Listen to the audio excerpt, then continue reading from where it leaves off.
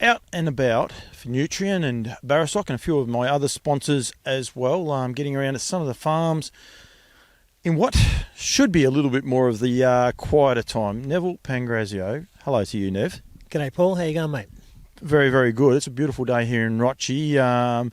Sun's been out most days. There is a chance of rain this weekend, though, I think. Good. We need it. We do indeed.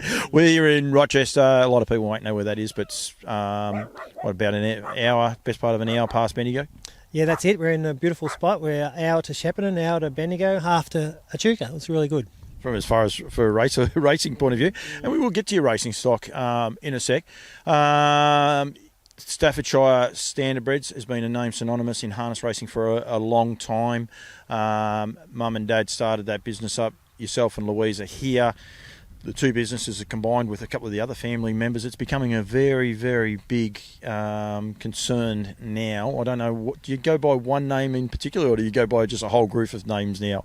Probably just a whole group. There's most of my siblings have got horses, so I'm not sure if they under Staffordshire Park or under their own names, or they're all here. But Mum and Dad started off with Staffordshire Park. They still own this farm, I just own the house and work all my horses here at the track. So we run under Staffordshire Park. How many mares run under the banner, or how many do the Pangrazios, if you like, might be the easier way of doing it to keep everyone happy, look after? I don't know. There would be probably 50 or more, I suppose, running around. Look over, there's plenty running around in the paddock, so some are getting bred, some are sort of old retirees, and there's 8 or so here that most are all in foal, and a few more over there in foal. So there's 8 or 9 here just at my place. So Dad's got about 15 foaling down over there, and there'd be another 20, I suppose, which are empty. So how many's that? Too many. Too many by the sounds. I know next year we'll give it away a little bit that I did have an audio issue about a week and a half ago, and Louise was in earshot for the conversation. She hasn't hung around because we might have got a bit cheeky towards her. We might do the same thing again later on since she can't come back at it. But I think she said there's 18 to foal down this year. Does that just mean basically you guys got 18 here to foal down? I think so, mate. I think we got 18 or 20 in foal. Some of them were outside mares to 10 no trump. How many's left? There'd be at least 15 and probably 18, so I'm not sure. It is a big concern, and I try to, like I said, supposedly in the quieter time, but there's not a lot of quiet time around with stud farms and the likes. But it's not the time where you're weaning, I suppose. You finish weaning, you're getting yearlings ready for yearling preps or getting mares in foal. So it is a little bit of a quieter time. You and Louise do a few other things, but do you enjoy this time of year? Yeah, mate, we do. It's probably the quietest time of the year, but I'm still weaning foals. I've got one in the box that's had a little injury, so it's still in there. I've got one more to do from my mother-in-law, got to get the boxes ready for anything happens. That mares are falling down that might need to go in, which usually happens when you got the numbers. Something will turn up. Straight back into racing all year, and so we're trying to juggle all those things while we're working horses as well. How many horses do you work? Because you enjoy working. I mean, we're just on the teeth on one of the young fillies there, but you actually do enjoy it. How many horses do you have in work? There's 6 in work now. There's about another 5 to come back. I'm trying to get rid of a few, so anyone wants one, just give me a call. I've got too many. That's too many. So I can handle 6 to 8 nice. It's only just Louise and I doing it. Mostly just me. Louise works as well, so at a dairy farm. That's a nice number for me, but there's still, we always sell yearlings, and there's some that come back from the sales and you get them broken in, and then you end up with another 2 that go back into work, and you think, oh God, more to work. But I don't mind it. It is one of the questions I asked last week, and do you enjoy it? Love it, yeah, no worries. I'll do this till I die. We every now and then get a nice horse that pays the way, but mostly we're just in it for the fun of it, aren't we? Yeah, we are, and Louise was within earshot, and she did nod quite comfortably that she enjoys it as well. And it is a good thing with a family. I mean, that's the other thing. You guys got a young family, 3 boys and a little girl that's 4 now, so you sort of have plenty on your books, but it is also. I think this sport is quite good to raise kids around and be able to raise a family around. Yeah, 2 boys and 1 girl actually, but I gave you one extra. they actually don't like horses. We obviously, doing it all the time, going to trials, going to the races, and they get a little bit sick of getting dragged around. And the oldest one had a pony that got tipped out of her, so he thinks that's no much fun. So, what were we talking about? You're enjoying it as a family event. Oh, well, yeah. Well, they come to the races all the time with us, so I'd say they don't really enjoy it, but we have to bring them. So, I don't think they'll be doing horses myself. I reckon they might change that around and go from there. Always breeding horses. You said there before about 10 No Trump, a stallion that you've stood and done a great job. I've got a soft spot for him because I've had a good run with him, but he has actually done a great job. He's a bit of an undermined stallion, if you like, and getting on a little bit now in the tooth. But I'm sure you probably would have liked to have had him coming out now with a lot of the incentives and the way the trotting's changed. It'd be a nice time to have a horse like him come and standing at stud. True right. I'd like to have another one to race like him too. He was a really, really good racehorse for us going through the years of the drought, and he was a lifesaver there for a while. 10 No Trump. Definitely in his twilight career now. He doesn't get many mares. We give him a few each time, and they all make the races. All his progeny, they're all pretty good, and he's leaving brood mares too now with Dammer Pink Galahs. So we hope he keeps that up. He does do a great job. He flies under the radar, doesn't he, with the strike rate that he has? Absolutely. Not very often that one of his progeny is no good. They all make the races, and some can be a bit highly strung, but then that could be the dam as well. But, I've had a lot of luck with them, and I know you have as well.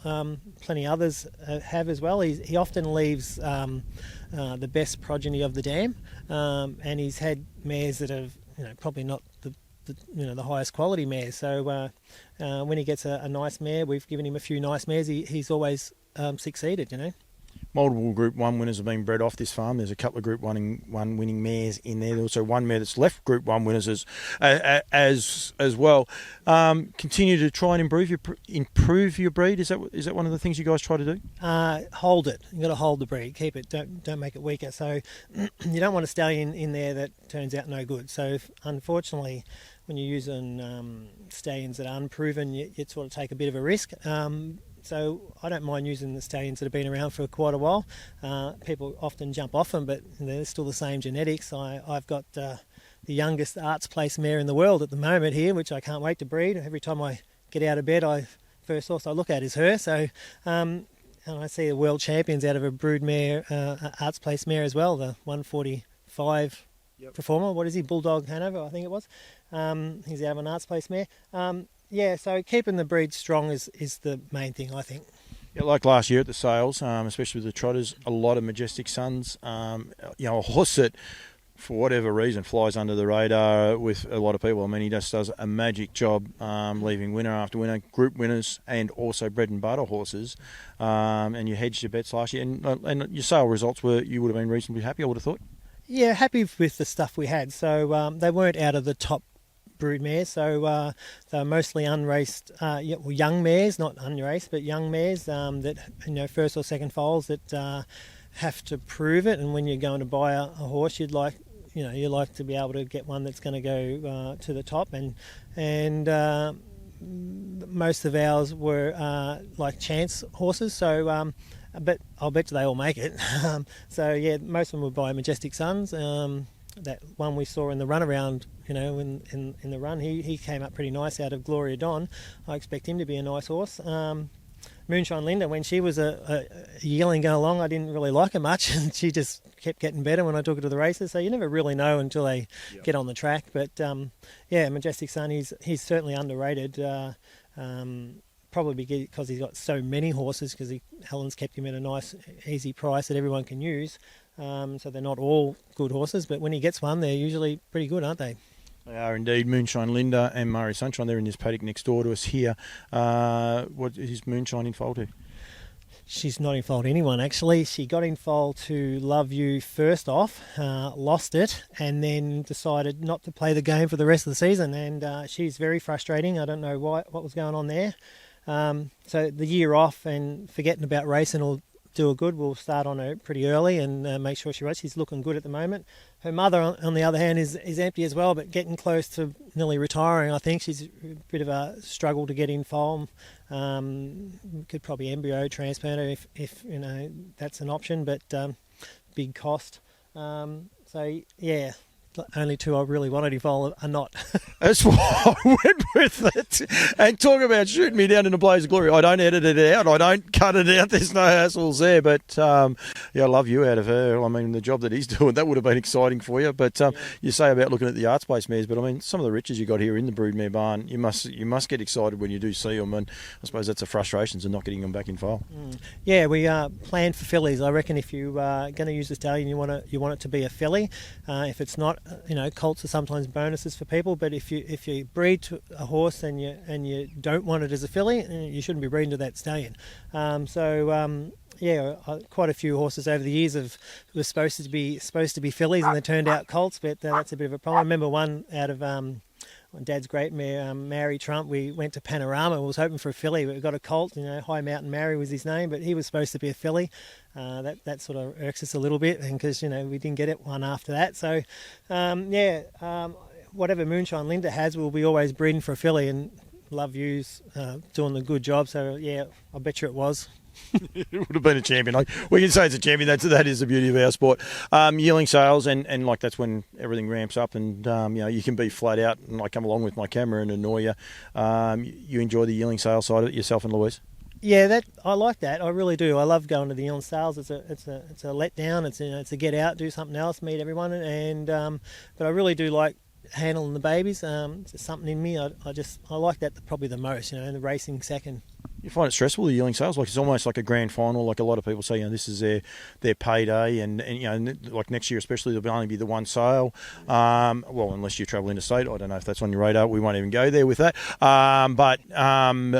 It's almost like a grand final. Do you find it stressful, or do you actually really look forward to being there? Yeah, no stress. No, I really look forward for going there. Other stressful for Louise. She's up during the night and getting everything ready, and I sort of rolls off me. I don't sort of care too much. No stress. No, I love it. It's quite funny. The only thing Nev worries about is the truck driver leaving the window down while he's having a dart and he's freezing cold in the middle of when it's really, really cold. That about right? Yeah, he smokes too, so he winds the window down. Yeah, I'm not a smoker, so very cold those mornings. 4:30 in the morning. It'll wake you up. Good. Next year? How many will be potentially going through the sales?